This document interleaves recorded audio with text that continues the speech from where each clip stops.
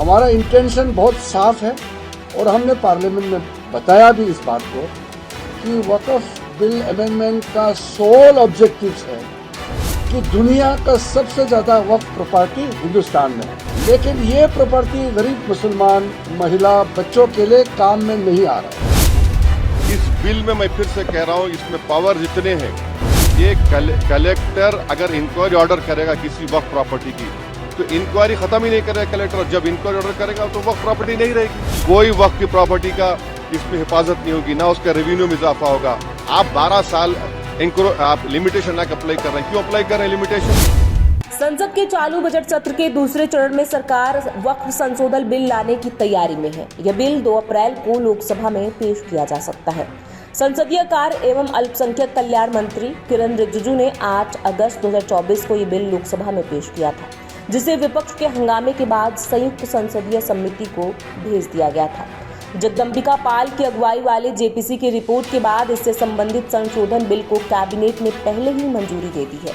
सरकार यह बिल संसद में लाती है तो इसे पारित करना कम चुनौतीपूर्ण नहीं होने वाला। यह बिल पहले ही जेपीसी से होकर आ रहा है। अपने इस खास वीडियो में हम आपको वक्त पर संसद में क्या है नंबर गेम को लेकर विस्तार से बात करेंगे। नमस्कार, मैं हूं प्रियांशु और आप देख रहे हैं नवभारत लाइव।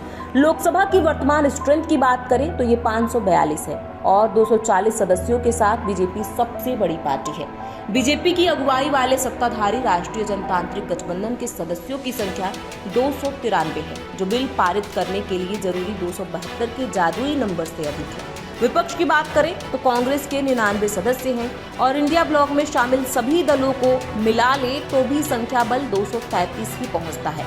आजाद समाज पार्टी के एडवोकेट चंद्रशेखर शिरोमणि अकाली दल की हरसिमरत कौर बादल भी सांसद हैं, जिनकी पार्टियां एनडीए या इंडिया ब्लॉक किसी भी गठबंधन में नहीं है। कुछ निर्दलीय सांसद भी हैं जो किसी भी गठबंधन के साथ खुलकर नहीं है।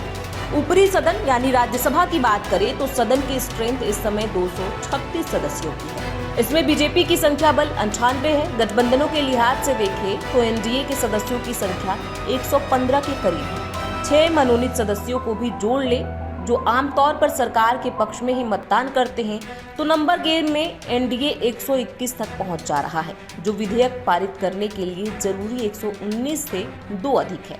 कांग्रेस के 27 और इंडिया ब्लॉक के अन्य घटक दलों के 58 सदस्य राज्यसभा में हैं। कुल मिलाकर विपक्ष के पास 85 सदस्य हैं। वाईएसआर कांग्रेस के 9, बीजेपी के 7 और एआईएडीएमके के 4 सदस्य राज्यसभा में हैं। छोटे दलों और निर्दलीय मिलाकर 3 सदस्य हैं, जो न तो सत्ताधारी गठबंधन में हैं और न ही विपक्षी गठबंधन में। अब आपको बता देते हैं कि इस बिल पर सरकार बना विपक्ष क्यों है। दरअसल सत्ता पक्ष का कहना है कि वक्फ संशोधन बिल के माध्यम से इसकी संपत्तियों से संबंधित विवादों के निपटारे का अधिकार मिलेगा। वक्फ की संपत्ति का बेहतर इस्तेमाल हो सकेगा और इससे मुस्लिम समाज की महिलाओं को भी मदद मिल सकेगी। बीजेपी सांसद जगदम्बिका पाल की अगुवाई वाली जेपीसी ने एनडीए के घटक दलों की ओर से प्रस्तुत किए गए 14 संशोधनों के साथ अपनी रिपोर्ट संसद में पेश करी थी। जेपीसी ने विपक्ष की ओर से प्रस्तावित किए गए 44 संशोधनों को खारिज कर दिया था।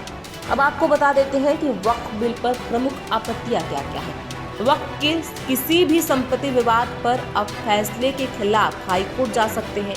हालांकि पहले वक्फ ट्रिब्यूनल का फैसला ही आखिरी माना जाता था। अब दान किए गए किसी संपत्ति पर वक्फ अपना अधिकार नहीं जता सकता, लेकिन इससे पहले दावे के साथ ही कोई भी संपत्ति वक्फ का अधिकार हो जाती थी। वक्फ बोर्ड में महिला और अन्य धर्म से 2 सदस्य होने चाहिए, लेकिन पहले बोर्ड में महिला और अन्य धर्म के सदस्य नहीं होते थे। कलेक्टर वक्फ की संपत्ति का सर्वेक्षण कर सकेगा और उसे संपत्ति का निर्धारण करने का अधिकार दिया गया है।